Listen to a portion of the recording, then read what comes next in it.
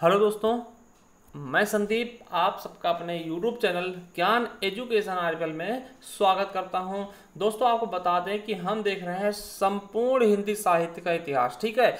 और दोस्तों, उसका ये कौन सा पार्ट है? चौथा पार्ट है। हम चाहते हैं आपके पेपर से पहले पहले हम संपूर्ण हिंदी साहित्य का इतिहास इसी चैनल पर अपने बिल्कुल अच्छे तरीके से पढ़ा दें। और ये जो दोस्तों वीडियो हैं दोस्तों, ये आपके यूपीएसआई, लेखपाल, टीजीटी, पीजीटी, नेट, जेआरएफ दोस्तों सबके लिए इम्पोर्टेंट होंगे। तो देखिए, पिछले वीडियो में हमने आदिकाल के बारे में देखा था, उसका नामकरण देखा था, ठीक, उसकी समय सीमा देखी थी। मगर अब आज हम देखने वाले हैं कि हिंदी में प्रथम कवि कौन है, प्रथम रचना कौन है, तो इनसे संबंधित तथ्य हम देखने वाले हैं। तो चलिए स्टार्ट करते हैं वीडियो को।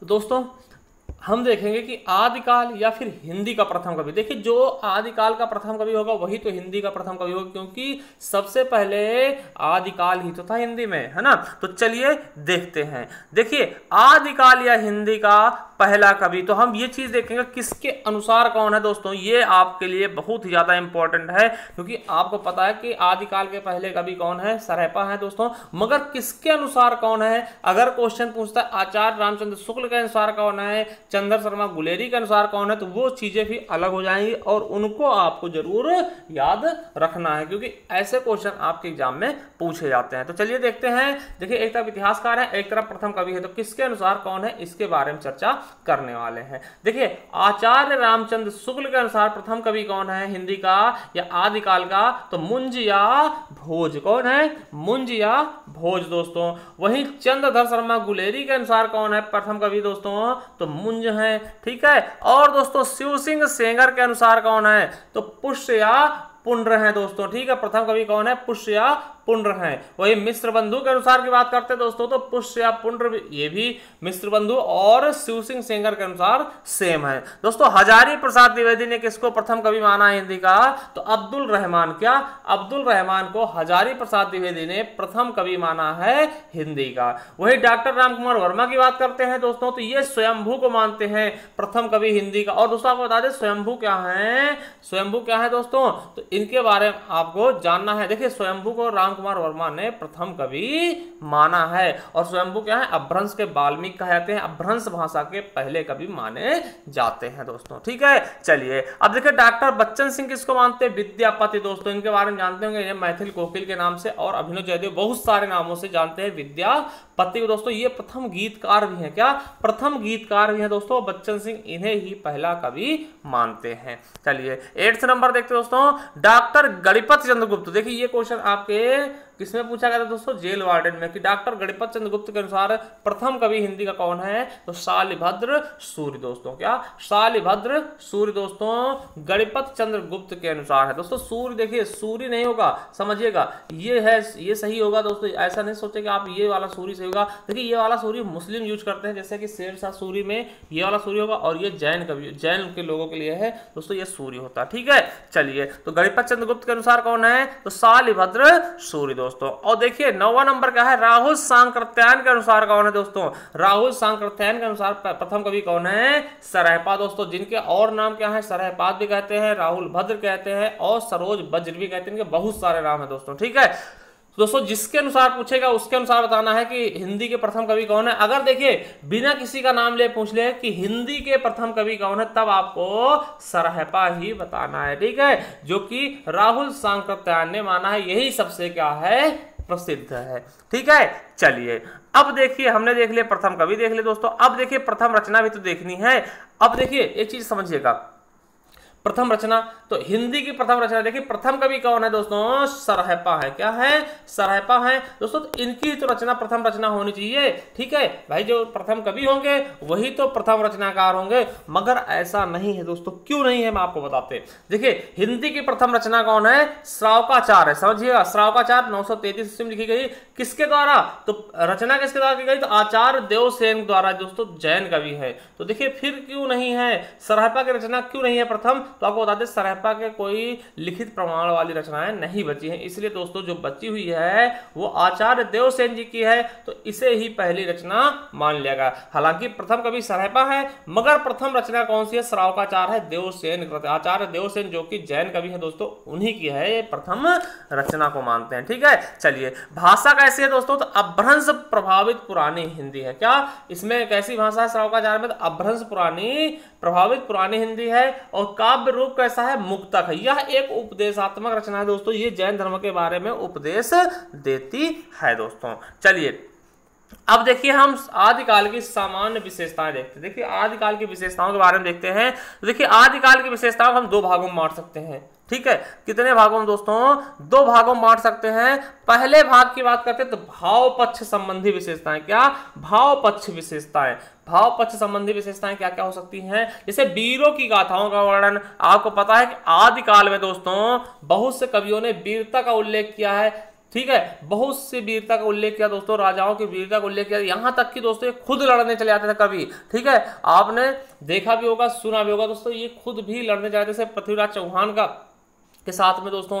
ठीक है, तो वो चीजें आप समझिए। युद्धों का सजीव चित्रण दोस्तों, मतलब सजीव वर्णन में क्या होता, देखा आंखों देखा दोस्तों हाल, ये क्या करते थे, वर्णन करते थे दरबारी इनके। ठीक है, मतलब कि दोस्तों जब राजा लड़ने आता था दोस्तों, तो ये जो राज कवि होते थे ये भी इनके साथ लड़ने के लिए आते थे दोस्तों, और वहां पे दोस्तों देखते थे, सजीव वर्णन इसका करते थे, श्रृंगारिकता का वर्णन करते थे दोस्तों, और प्रकृति के आलंबन और उद्दीपन दोनों रूपों का चित्रण। देखिए समझिए कैसे प्रकृति को दोस्तों इन्होंने आगे रख दिया दोस्तों, प्रकृति को इसमें डाल दिया और बहुत ही अच्छा डाला। देखिए जैसे मान लिया कि प्रेमी प्रेमिका है या प्रेमी प्रेमिका है दोस्तों, वो बिछड़ गए हैं, तो वो बिछड़ गए हैं दोस्तों, तो वहां पे इन्होंने बारिश का वर्णन किया है। क्या, बारिश का वर्णन किया है, ऐसा कह रहा है दोनों बिछड़ने के बाद मौसम भी रो रहा है दोस्तों। ठीक है, और दोस्तों जब इनके संयोग का वर्णन होता है दोस्तों, तो बसंत ऋतु का वर्णन करते, मतलब एकदम बेहतरीन तरीके से, लाजवाब तरीके से दोस्तों इसको सजाया है। ठीक है, अब देखिए रासो ग्रंथों व दरबारी साहित्य का प्रधानता दोस्तों, इसमें क्या था, रासो ग्रंथ जो थे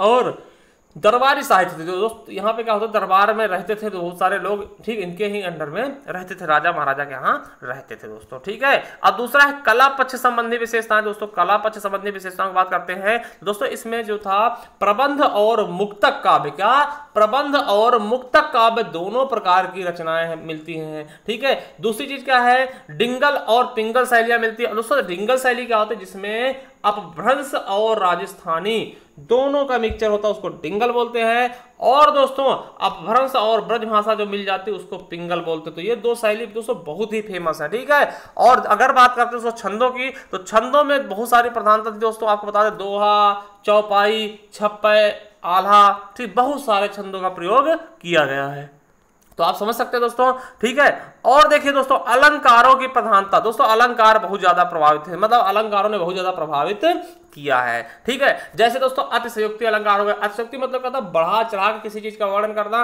और अतियुक्ति दोस्तों, अतियुक्ति क्या है कि देखिए अतिशयोक्ति और अतियुक्ति में क्या अंतर है, देखिए बढ़ा चढ़ा के दोनों में वर्णन किया था, मगर अतियुक्ति में दोस्तों इतना बढ़ा चढ़ा देते हैं तो लोग हंसी आते, भैया ऐसे कैसे होगा। ठीक है, तो वो चीज समझिए, अतिशयोक्ति क्या है भाई, किसी चीज का बढ़ा चढ़ा का वर्णन करेंगे, और अतियुक्ति में दोस्तों इतना बढ़ा चढ़ा देंगे कि लोग लगे भैया ये फेंक ही रहा, बिल्कुल हंसेंगे बहुत सारा ना। श्लेष में क्या होता है दोस्तों, श्लेष अलंकार में एक ही शब्द के कई सारे अर्थ निकलते हैं। उपमा में तुलना की जाती है। यमक दोस्तों एक ही शब्द एक से अधिक बार आता है और उसके अर्थ अलग अलग हो जाते हैं। अनुप्रास में कोई वर्ण कई से एक से अधिक बार आता है। ठीक है, तो ये सारे अलंकार क्या थे, प्राय थे दोस्तों। देखिए अलंकार बहुत सारे यूज है, मगर जो ज्यादातर यूज हुए उनके बारे में ये बताया जाता है दोस्तों। ठीक है, तो आई होप यहां तक समझ गए होंगे दोस्तों। अब देखिए हम देखते हैं आदिकाल का पृष्ठभूमि कैसा था। पृष्ठभूमि मतलब क्या होता है, माहौल कैसा था। तो देखिए धार्मिक स्थिति क्या थी दोस्तों, तो धार्मिक स्थिति कैसी थी, मूर्ति पूजा चल रही थी, अंधविश्वास फैला हुआ था, हिंदू धर्म पतन की ओर था, मतलब हिंदू धर्म का क्या हो रहा था, पतन होता जा रहा था दोस्तों, बहुत ही अच्छे तरीके से। ठीक है, तो ये चीज समझिएगा कि मूर्ति पूजा यहाँ पे व्याप्त थी, अंधविश्वास भी थे दोस्तों। ठीक है, तो चलिए अब देखते हैं दोस्तों, धार्मिक विशेषताएं हो गई, धार्मिक पृष्ठभूमि हो गया। अब आर्थिक की बात करते हैं दोस्तों, तो आर्थिक स्थिति कैसी थी, तो आपको बता दें मध्यम व निम्न वर्गों की दशा क्या थी, बहुत ही दयनीय थी दोस्तों। व्यापार की कोई प्रणाली नहीं थी और अधिकतर लोग मजदूरी और कृषि पर ही आश्रित थे दोस्तों। ठीक है, मतलब व्यापार का कोई जरिया ही नहीं था। समझ सकते हैं ना। और मध्यम और निम्न वर्ग वालों का शोषण होता था दोस्तों। आपको पता ये भी होगा कि अमीर लोग, जो बड़े लोग थे दोस्तों, वो शोषण भी करते थे। अब राजनीतिक स्थिति की बात करते हैं दोस्तों कि भारत में केंद्र सत्ता का अभाव। देखिए समझिए दोस्तों, यहाँ पे ये क्या कह रहा है, देखिए भारत तो बहुत बड़ा देश था और यहाँ बहुत सारे राजा थे दोस्तों, छोटे छोटे राजा थे। जैसे मान लिया अजमेर के अलग हो गए, ठीक, राजस्थान में बहुत सारे राजा थे। तो यहाँ पे कहा गया केंद्र का सत्ता का अभाव। जैसे मतलब यहाँ पे क्या था दोस्तों, सब लोग अपने छोटे से शहर को ही अपना देश समझते थे। कोई भारत के लिए नहीं लड़ता था, कोई मेवाड़ के लिए लड़ता था, कोई पंजाब के लिए लड़ता था, कोई उत्तर प्रदेश में भी छोटे छोटे राज्यों के लिए लड़ते थे। मतलब इनकी जो मानसिकता थी दोस्तों एकदम छोटी हो चुकी थी कि भैया अगर हम अजमेर में रहते दोस्तों तो यही हमारा देश है, बस हमसे इसी से मतलब, बाकी दुनिया में क्या हो रहा है उससे मतलब नहीं है। मतलब कहने का मतलब ये समझिए, जैसे मान लिया अभी क्या है, इस साल में क्या है दोस्तों कि 28 राज्य है, 28 राज्यों में एक एक सीएम है, ठीक है, एक एक सीएम है, अलग से सीएम है दोस्तों, मगर एक केंद्र सत्ता भी है, मोदी, ठीक है। मतलब केंद्र की सत्ता क्या है, मोदी। तो मोदी दोस्तों लीड करते हैं इन सभी को, ये समझिएगा ना। तो उस प्रकार से पहले कोई नहीं था कि कोई एक मेन हो दोस्तों, मेन नेता कोई नहीं था, सब अपने अपने राज्य के नेता थे, अपने अपने कस्बे के नेता थे। तो इसीलिए पतन हो गया। मान ले दोस्तों यहाँ पे अजमेर है दोस्तों, यहाँ पे क्या है, जयपुर है, दोनों के अलग अलग राजा रह रहे हैं, ए बी, ठीक। और बाह्य कोई आक्रमण हुआ अजमेर पे, ठीक है, तो जयपुर वाला सोचता था हमें दुनिया से क्या मतलब, हमारा तो राजघराना एकदम सेफ है ना। उसी प्रकार से फिर इसके ऊपर होता था। तो कहने का मतलब क्या था कि केंद्रीय सत्ता का अभाव था। कोई ये नहीं था भैया नहीं, हम अगर इतने पे अगर कोई आक्रमण करता हम उनका मिल के जवाब देंगे, ऐसा कुछ भी नहीं था दोस्तों, ठीक है। ये छोटे छोटे टुकड़ों में टूटा हुआ था, ठीक है। दूसरी क्या, छोटे छोटे प्रदेशों में विभक्त, हमने बता दिया दोस्तों कि छोटे छोटे प्रदेशों में विभक्त था। हालांकि राजस्थान ही दोस्तों इतने सारे उसमें विभक्त था, आप खुद हिस्ट्री पढ़िएगा, ठीक है। राजाओं की संकीर्ण मानसिकता दोस्तों, हमने बताया कि राजा की बहुत छोटी मानसिकता थी, भैया हमें क्या मतलब है, बस हमारा देश यहीं तक है, ये है वो है, ऐसी चीजें रखते थे राजा महाराजा, ठीक है। चौथा है सामाजिक स्थिति कैसी थी दोस्तों, तो आपको पता है छुआछूत बहुत ज्यादा प्रचलित था, पितृसत्तात्मक परिवार था, स्त्रियों की स्थिति क्या थी, दयनीय थी दोस्तों, स्त्रियों की स्थिति क्या थी, दयनीय थी दोस्तों, ये चीज समझिए दोस्तों। चलिए अब देखिए हम आदिकाल में पढ़ेंगे क्या, आदिकाल की काव्य धाराएं, आदिकाल को हम कितने तरीके से पढ़ेंगे वो हम आपको इस वीडियो में बताते हैं, इसके बाद हम अगले वीडियो में देखेंगे, ठीक है। देखिए आदिकालीन काव्य धाराओं को निम्नलिखित तरीके से हम बांट कर अध्ययन करते हैं, ठीक है। पहला रासो साहित्य, जिसको चारण साहित्य भी कहते हैं दोस्तों, रास साहित्य जिसे जैन साहित्य कहते हैं, सिद्ध साहित्य जिसे बौद्ध साहित्य कहते हैं, और शैव साहित्य दोस्तों जिसे हम क्या बोलते हैं, नाथ साहित्य बोलते हैं, और लौकिक साहित्य। इसके अलावा दोस्तों अपभ्रंश साहित्य भी थोड़ा हम देख लेंगे। तो ये 6 चीजें हम आदिकाल में पढ़ने वाले आने वाले वीडियो में, ठीक है। तो आपसे रिक्वेस्ट है दोस्तों कि चैनल को सब्सक्राइब करते रहिएगा, ठीक है। चलिए थैंक यू, धन्यवाद।